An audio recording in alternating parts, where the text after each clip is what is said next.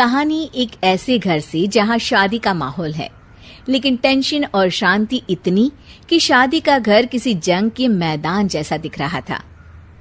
अरे जैसा मर्जी डेकोरेशन कर दो, पैसों की चिंता मत करो। इतना पैसा जब लड़के वालों को दे दिया तो फूल वालों को देने में मुझे क्या दिक्कत है? अरे धीरे बोलो ना, साफ लग रहा है कि फ्रस्ट्रेटेड हो। अरे तुम तो चुप ही रहो। एक बेटी संभाल नहीं पाई। सारा दिन मैं काम पर जाता था, सोचता था घर पर बच्चों को अच्छे से संस्कार मिल रहे होंगे, लेकिन नहीं, मैडम को तो अपनी किटी और फैशन से फुर्सत मिले तब ना। माँ चुपचाप वहां से चली जाती है। समझ में नहीं आता कि आखिर शर्मा खानदान में हो क्या रहा है।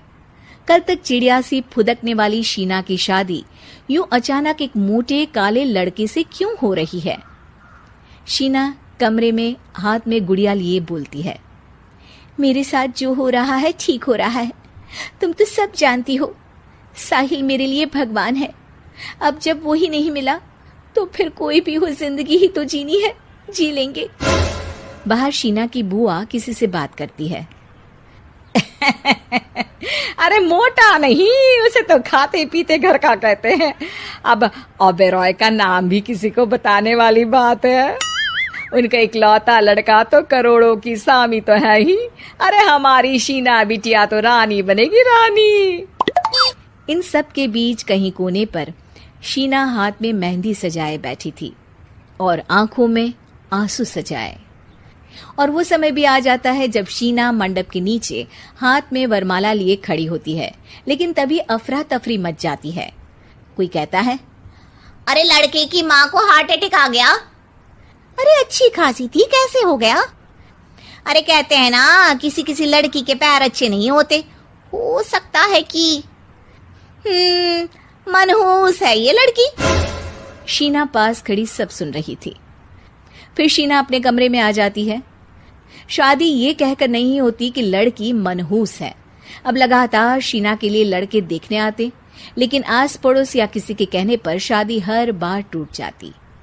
लेकिन एक दिन, अंकल, मैं काफी दिनों से आपसे मिलने की कोशिश कर रहा था, लेकिन हिम्मत नहीं हो पा रही थी। अरे बेटा, हिम्मत तो हमारी टूटी पड़ी है। वैसे कौन हो तुम? मेरा नाम साहिल है अंकल। मैं शीना से प्यार करता हूँ और उसी से शादी करना चाहता हूँ।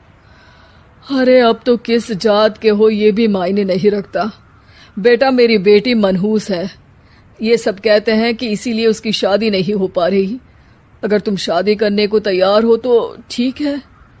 शीना की शादी साहिल से हो जाती है। अगले दिन साहिल की माँ का देहांत हो जाता है और एक बार फिर लोग शीना को अपशकुनी कहने लगते हैं। अरे खा गई दीदी को ये। अरे क्या जरूरत थी साहिल किसी मनहूस को घर लाने की? पर बुआ, माँ की तो तबीयत पिछले कई साल से खराब थी। डॉक्टर्स ने जवाब दे दिया था। क्या पता ये भी उनका सौभाग्य हो कि वो बहू का मुंह देख पाई। अरे बहू का मुंह देख पाई, या ये कह लो कि बहू का मुंह देखते ही स्वर्ग लोक सिधार गई। खैर, हमें क्या, घर तुम्हारा है, हम तो चले। अब शीना को खुद पर ही शक होने लगता है कि कहीं सच में वो अपशकुनी तो नहीं। साहिल, हम दोनों की शादी नहीं हुई होती तो अच्छा था। देखो ना, कैसे पहले मेरी शादी टूटती थी और अब तुम्हारी माँ भी। अरे ऐसा कुछ नहीं होता शीना, अपशकुनी वगैरह कुछ नहीं होता। ये सब तो ईश्वर के खेल हैं। वो शादी तुम्हारी इसलिए टूट गई क्योंकि तुमको मेरी पत्नी बनाना था, और माँ का जाना तो तय था। वो काफी बुजुर्ग थी, साथ ही एक ऐसी बीमारी से जूझ रही थी जिसमें डॉक्टर्स भी उन्हें नहीं बचा पाते। शीना साहिल की बात सुनकर तसल्ली कर लेती है और वहां से चली जाती है। अगले दिन, शीना, अरे ओ शीना। क्या हुआ? उफ, कहीं फिर मेरी वजह से कोई नुकसान? अरे नहीं नहीं शीना, तुम जानती हो, जिस प्रॉपर्टी के केस को हम बरसों से लड़ रहे थे उस पर फैसला आ गया, वो भी हमारे हक में। अब हम करोड़पति हो गए शीना। शीना शांत रहती है। अरे क्या हुआ? करोड़ पत्नी बनकर तुमको खुशी नहीं हुई? शीना की आंखों में पानी आ जाता है। चलिए जी, कुछ तो अच्छा हुआ मेरी जिंदगी में आकर आपके साथ। साहिल शीना को गले लगाकर कहता है, मेरी नई नौकरी भी तुम्हारे ही आने से लगी। ये प्रॉपर्टी का केस जीता।